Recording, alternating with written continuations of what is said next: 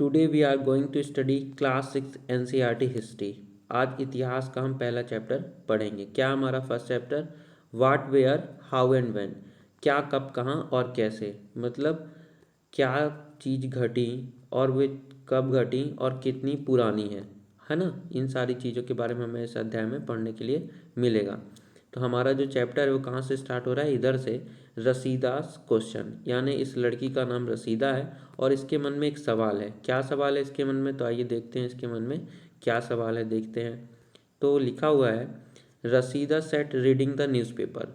रसीदा है, ये जो लड़की है आपके सामने, ये न्यूज़पेपर पढ़ते हुए बैठी हुई थी। सडनली, अचानक से, her eyes fell on A small headline. इसकी आंख अचानक से, किसकी, रसीदा की आंख अचानक से एक छोटी सी हेडलाइन पर पड़ी। वह हेडलाइन क्या थी, 100 years एगो, उसमें लिखा था 100 साल पहले। हाउ सी वंडर्ड, ये जो आपकी रसीदा नाम की लड़की है वो क्या हो गई, आश्चर्यचकित हो गई। कैसे, कैसे कोई जान सकता है। Could anyone know, how could anyone know what had happened so many years ago, लोगों को यह कैसे पता चल सकता है कि बहुत साल पहले क्या हुआ था।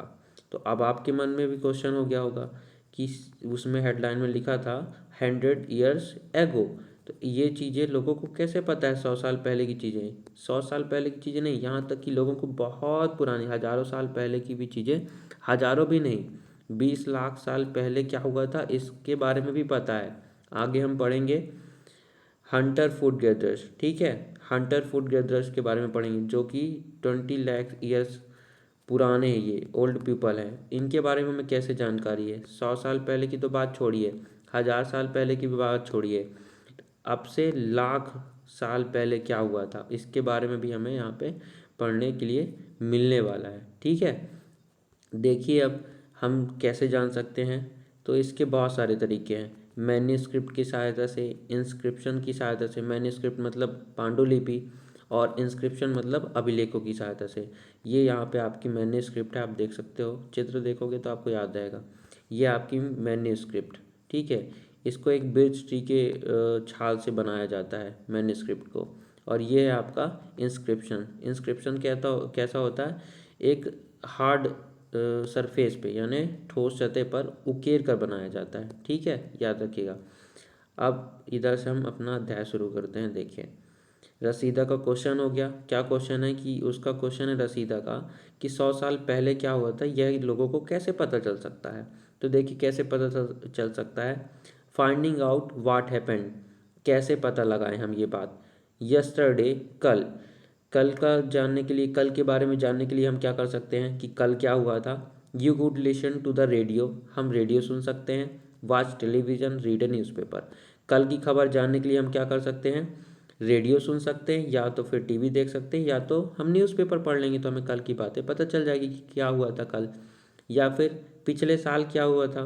तो इसको जानने के लिए हम किसी से पूछ सकते हैं, आस्क समबडी हु रिमेंबर्स, जिसे याद हो उससे हम पिछले साल का पूछ सकते हैं। But what about long long ago, लेकिन बहुत पहले समय का क्या, बहुत समय पहले के बारे में हम कैसे जान सकते हैं। Let us see how it can be done, आओ देखें कि यह कैसे पॉसिबल है। हम बहुत बहुत पहले, जैसे 20 लाख ईयर्स एगो जो थे हमारे हंटर फूड गैदरर्स, इनके बारे में हमें कैसे पता है ना। तो कैसे हम जान सकते हैं, तो देखिए अब है हमारा what can we know about the past, हमें अतीत के बारे में कैसे पता चलता है। पास्ट मतलब अतीत, और अतीत का मतलब क्या होता है, बीता हुआ। बीता हुआ मतलब जो समय गुजर गया उसके बारे में हमें कैसे पता चलता है।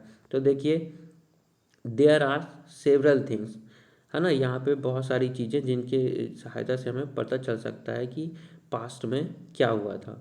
There are several things we can find out, कौन कौन सी चीज़ों से, अभी मैंने बताया मैन्यूस्क्रिप्ट और इंस्क्रिप्शन, ठीक है। अभिलेख, ये इंस्क्रिप्शन मतलब अभिलेख और मैन्यूस्क्रिप्ट मतलब पांडुलिपि की सहायता से हमें पास्ट के बारे में पता चल सकता है, ठीक है। वाट पीपल एट, ये भी हमें पता चल सकता है कि लोग क्या खाते थे। The kinds of clothes they wore, sorry, तो वे कैसे कपड़े पहनते थे। The house in which they lived, वे घर जहाँ वे रहते थे, कैसे रहते थे, किस तरह के घरों में रहते थे, ये सब भी पता लगाया जा सकता है। We can find out about the lives of hundreds, ठीक है। ये जो हंटर्स हैं, सॉरी हंटर्स बोल दिया मैंने, hunters, we can find out about the lives of hundreds. ये जो शिकारी थे, पहले के लोग क्या थे, शिकारी थे, है ना, पहले के लोग हंटर्स थे जो शिकार करते थे, तो वे कैसे रहते थे उनके बारे में हमें जानकारी मिल सकती है। Herders, farmers, rulers, merchants, priest, craft persons, artist, musicians and scientist. कौन कौन? आपके ये पशुपालक, कृषक, शासक, व्यापारी, पुरोहित, शिल्पकार, आखेटक यानी शिकारी, है ना, कलाकार, संगीतकार और साइंटिस्ट यानी वैज्ञानिक। ये सब, इन सभी के बारे में, उस समय ये सारे लोग थे, इन सभी के बारे में हमें जानकारी अतीत से मिलती है, पास्ट से। We can also find out about the games children played. हम ये भी पता लगा सकते हैं कि उस समय के बच्चे कौन से खेल खेलते थे। द स्टोरीज दे हियर्ड, और वे कौन सी कहानी सुनते थे। दे प्लेस दे शा, द प्लेस दे शा, उन्होंने कौन से खेल खेले। द सॉन्ग्स दे सेंग, उन्होंने कौन से गाना गाए। ठीक है, कौन से खेल खेले, कौन से गाना गाए। इन सारी चीज़ों के बारे में हमें क्या है, अतीत से जानकारी मिल सकती है। किससे? आपके मैन्युस्क्रिप्ट, इंस्क्रिप्शंस और गुफाओं में जो चित्र बनाए जाते हैं और छोटे छोटे संदेश होते हैं।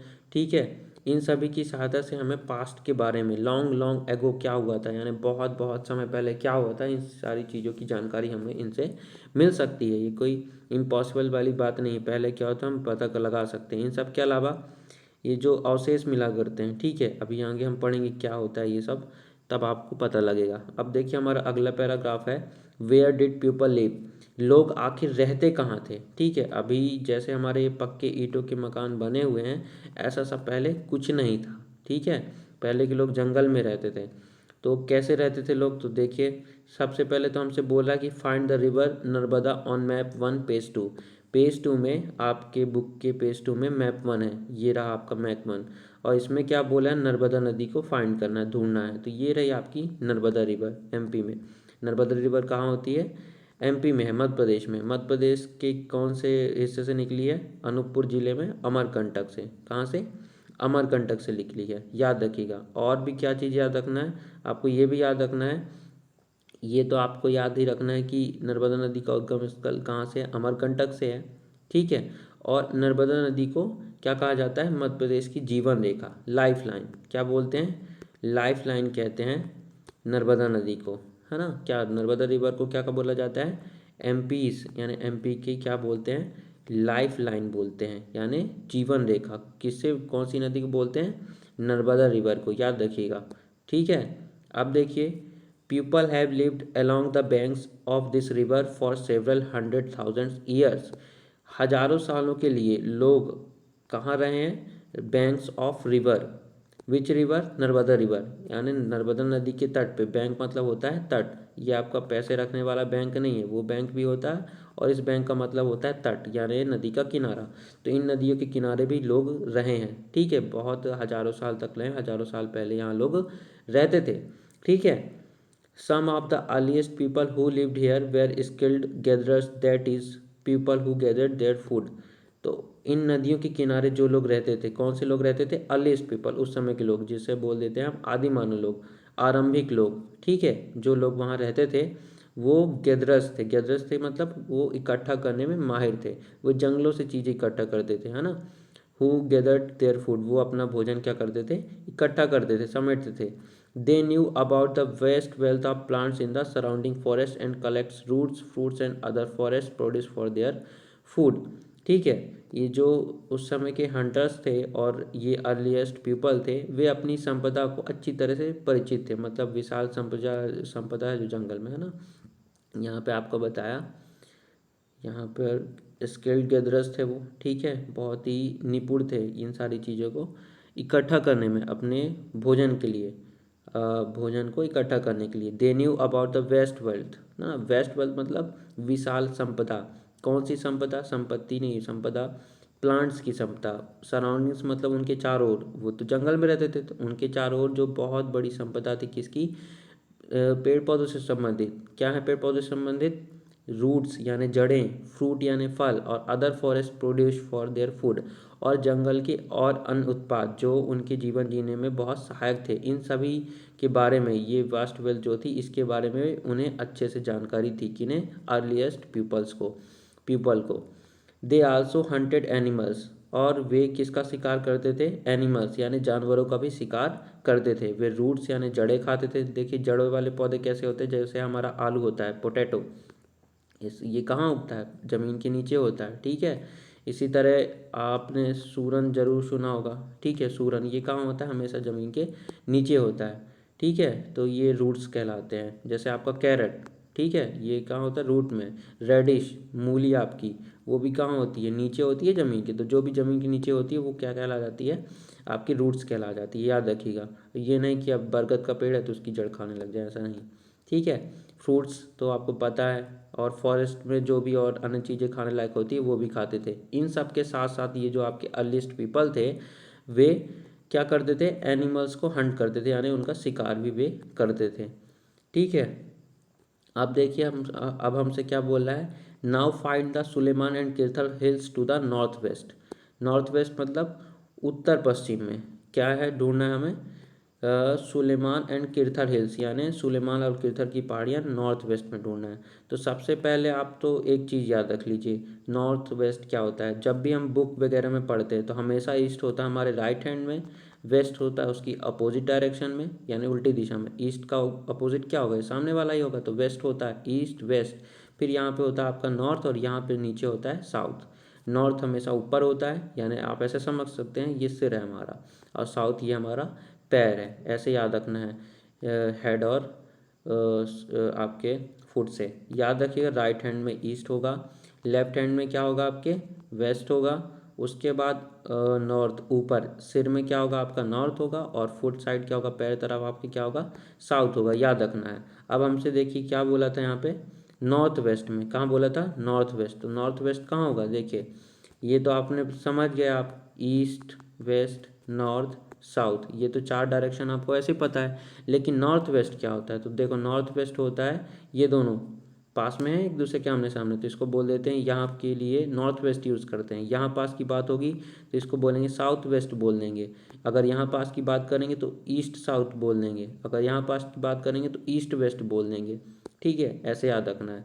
अब हमसे बोला है नॉर्थ वेस्ट में किरथल और सुलेमान की पहाड़ियाँ, तो ये देखिए नॉर्थ वेस्ट है हमारा, ये रही किरथल और सुलेमान की पहाड़ियाँ, हिल्स ऑफ किरथल एंड सुलेमान, ठीक है। ये हमने ढूंढ ली। अब यहाँ क्या होता था? तो देखिए some of the areas where women and men first began to grow crops such as wheat and barley about 800 years ago are located here।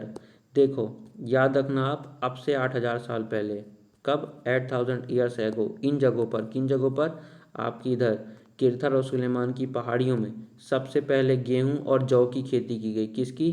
Wheat and ballet, यानी गेहूं और जौ की खेती की गई सबसे पहले यहीं किरथल और सुलेमान की पहाड़ियों में। अब देखिए ये तो किरथल और सुलेमान पहाड़ियाँ हैं, जगह का क्या नाम था? तो याद रखिएगा जगह का नाम था मेहरगढ़। क्या नाम था जगह का? मेहरगढ़ नाम था। आपको याद रखना है क्या नाम था जगह का? मेहरगढ़ नाम था, याद रखिएगा, ओके। यहाँ सबसे पहले क्या किया गया? व्हीट और जौ, बार्ले, ठीक है, ये सारी चीज़ें उगाई गई। ये व्हीट मतलब गेहूँ, बार्ले मतलब जौ आपका, ओके। अब है people also began rearing animals like sheep goat and cattle and lived in village. और लोग जो थे उन्होंने एनिमल्स यानी जानवरों को पालना भी वहाँ पे शुरू कर दिया। कौन से जानवर पालते थे वे? शिप यानी भेड़, गोट मतलब आपकी ये बकरी, ठीक है, कैटल मवेशियों को पालना उन्होंने शुरू कर दिया। और ये लोग रहते कहाँ थे? तो ये लोग रहते थे गाँवों में। कहाँ रहते थे? ये लोग हमेशा गाँव में ही रहते थे। याद रखिएगा सुलेमान और किरथल पहाड़ियों में क्या होती थी? गेहूं और जौ की खेती होती थी 8,000 ईयर्स एगो। ये ऑब्जेक्टिव टाइप्स में बिल्कुल आपको काम देगा। अब देखिए अब हम फिर से बोल रहा है locate the Garo hills to the north east and the Vindhyas in central India.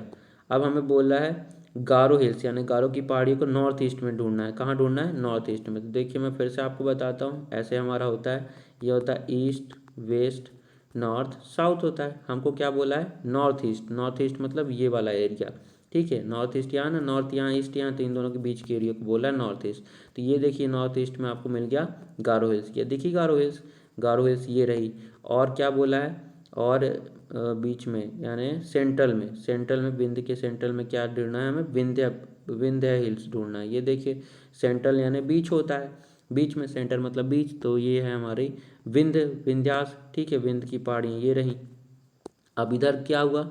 तो बच्चों यहाँ पे ध्यान दीजिए, इधर हुआ, यहाँ सबसे पहले these are where some of other areas where, ये उन स्थानों में से जहाँ सबसे पहले एग्रीकल्चर क्या हुई, डेवलप हुई। The places where rice was first grown are to the north of the Vindhyas, यहाँ सबसे पहले चावल उगाया गया। कहाँ सबसे पहले चावल उगाया गया, याद रखना है हमें, विंध्यास में और गारो हिल्स में सबसे पहले चावल यानी राइस की खेती की गई। ठीक है, याद रखिएगा। अब जैसे यहाँ पे जगह का नाम था मेहरगढ़, तो यहाँ जगह का क्या नाम था, यहाँ की जगह का नाम था कोल्डी हवा नाम की जगह थी, जहाँ सबसे पहले आपका चावल उगाया गया। अब याद रखना है इस मैप की हेल्प से आपको, किरथर और सुलेमान की पहाड़ियों में सबसे पहले वीट और जौ, वीट मतलब गेहूँ और बार्ले मतलब जौ, ये सारी चीज़ें यहाँ सबसे पहले उगाई गई किरथर और सुलेमान की पहाड़ियों में। और विंध्य और गौरव की हिल्स में सबसे पहले क्या उगाया गया, राइस यानी चावल। ठीक है, याद रखना है, विंध्य में भी गारो हिल्स में। और वीट के लिए एक एग्जैक्ट अगर नाम की बात करें तो ये है आपका मेहरगढ़ है, क्या है, मेहरगढ़। और इधर अगर राइस की बात करें तो क्या नाम है आपका, यहाँ पे आपका है कोल्डी हवा, याद रखना है, क्या नाम है, कोल्डी हवा। ठीक है, डन। आज के लिए इतना ही बच्चों, आप यहाँ तक कंप्लीट करोगे, इसे अच्छे से पढ़ना है, रिवीजन करना है। अब कल से हम यहाँ पे पढ़ेंगे trace the river Indus it's tributaries. Done, thank you.